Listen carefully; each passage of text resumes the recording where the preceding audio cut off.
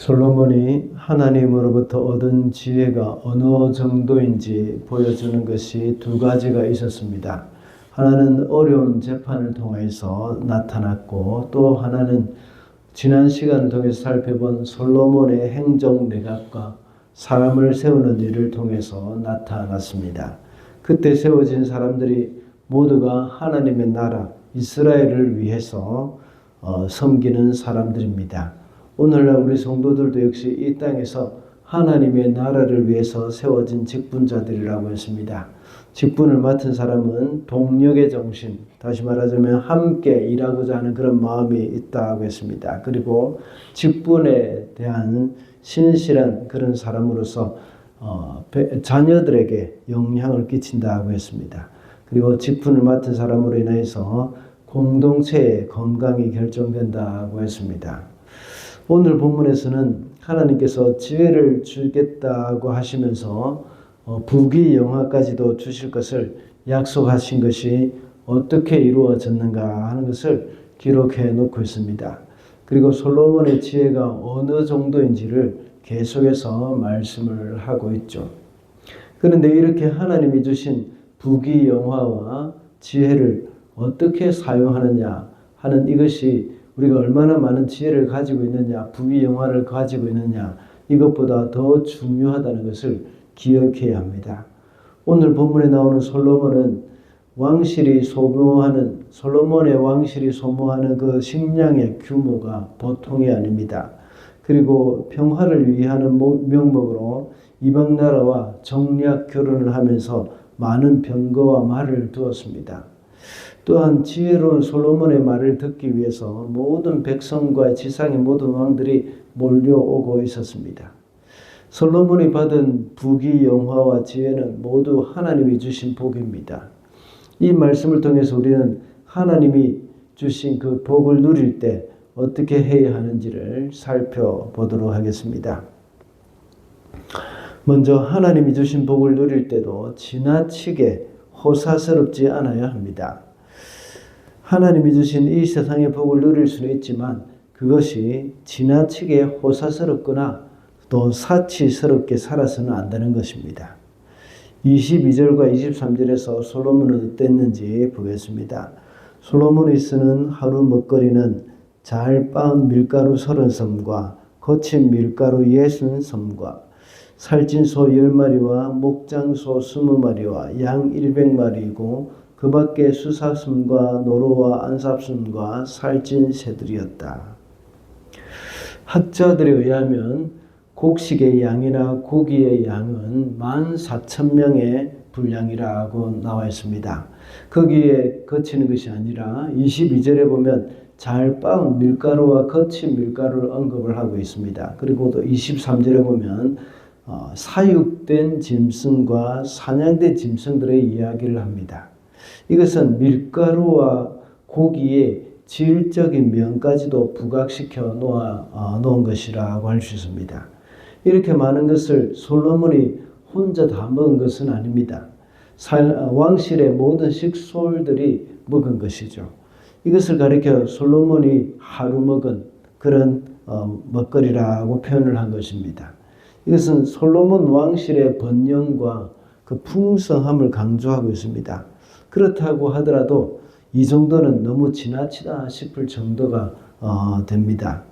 이런 모습이 솔로몬 시대의 번영 그 이면에 드러나는 그림자라고 볼 수가 있습니다. 하나님이 우리에게 주신 것이 풍부하고 넉넉하다고 하더라도 그것을 이용해서 지나치게 호사스럽게 살아서는 안 됩니다. 그것을 위한 특별한 기준을 정해둔 것은 물론 없습니다. 그러나 지나치다 하는 생각이 들지 않아야 하는 것이죠. 가끔씩 말씀을 드린 적이 있습니다. 성령의 열매 중에는 온유라는 것이 있지 않습니까? 온유는 자신에게 있는 힘을 다 쓰지 않는 것입니다. 자신에게 있는 감정이나 분노 이런 것도 역시 모두 표출하지 않는 것이 그것이 온유입니다. 잘 길을 들여졌기 때문이죠. 이와 같이 재물을 가진 그런 사람들도 마찬가지죠. 내가 가진 부와 재물이 있다고 해서 그것을 마음껏 있는 대로 다 누리는 것도 역시 잘하는 것은 아닙니다.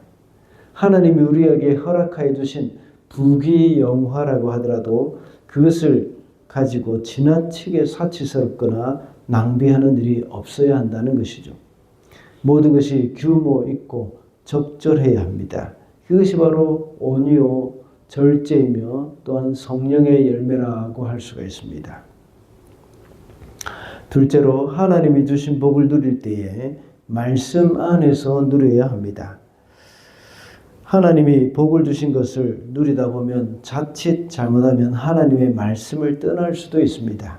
우리는 그런 모습을 경계해야 합니다. 26절의 말씀입니다.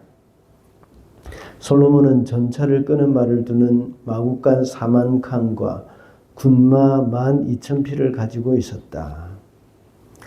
24절부터 28절까지의 말씀은 이스라엘에 평화가 있었음을 말하고 있습니다. 그러면서 막강한 군사력도 언급을 하고 있죠. 그래서 주변국들이 감히 도전할 수 없도록 강성해졌다는 것을 말하고 있습니다. 그 중에 26절을 보면 솔로몬이 가지고 있는 말과 전차의 규모가 얼마나 크고 많았다는 것을 기록을 하고 있습니다. 이스라엘에 평화가 온 것도 역시 하나님이 주신 복입니다. 솔로몬은 이 평화를 유지하기 위해서 군사력을 크게 증강시켰습니다.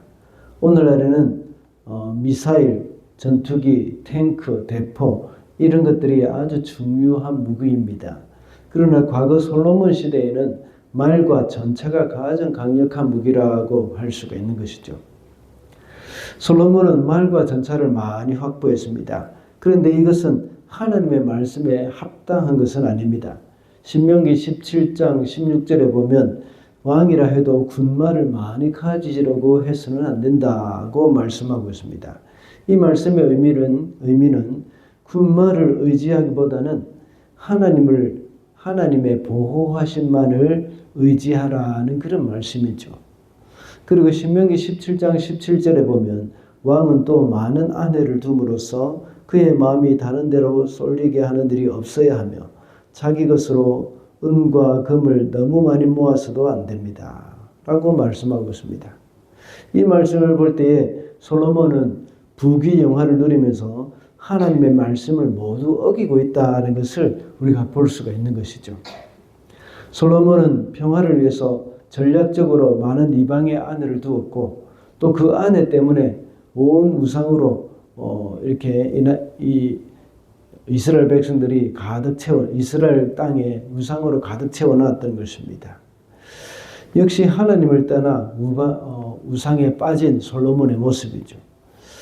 또한 여러 가지 자기 것으로 은과 금을 많이 모아놓은 그러한 솔로몬의 모습도 우리가 알 수가 있습니다.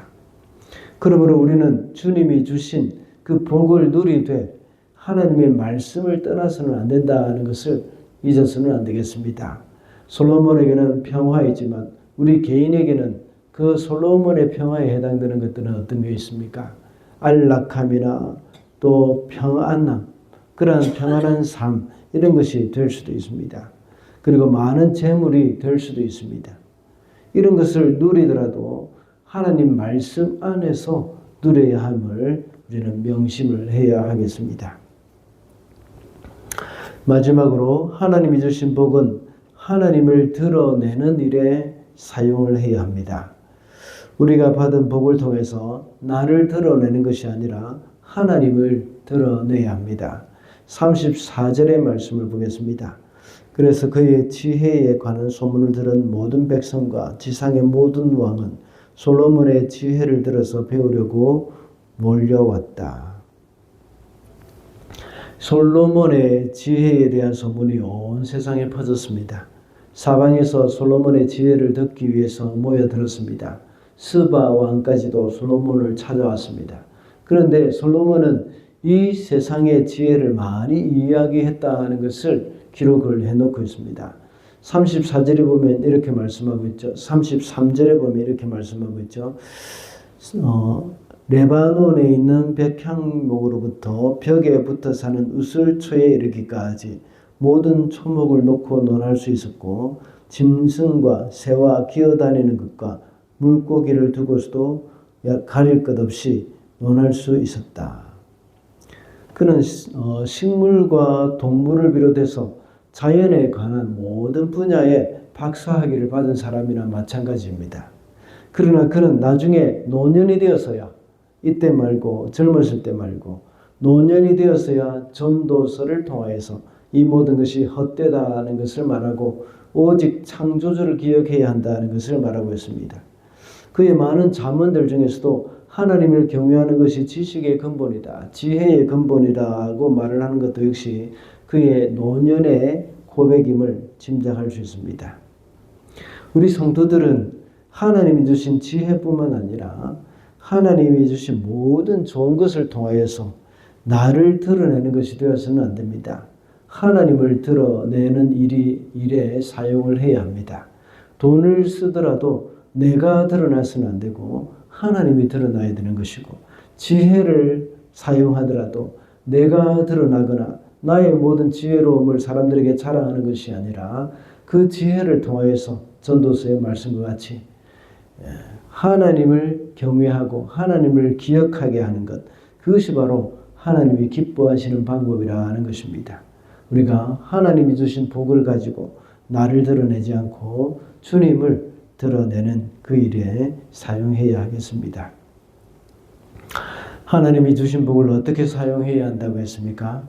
하나님이 주신 복을 누릴 때 우리는 지나치게 호사스럽지 않아야 한다고 했습니다. 그리고 말씀 안에서 그 복을 누려야 하며 하나님의 복은 하나님을 드러내는 일에 사용해야 한다고 했습니다. 오늘도 하나님이 주신 복을 잘 누리며 살아가는 저와 여러분이 되시기를 바랍니다.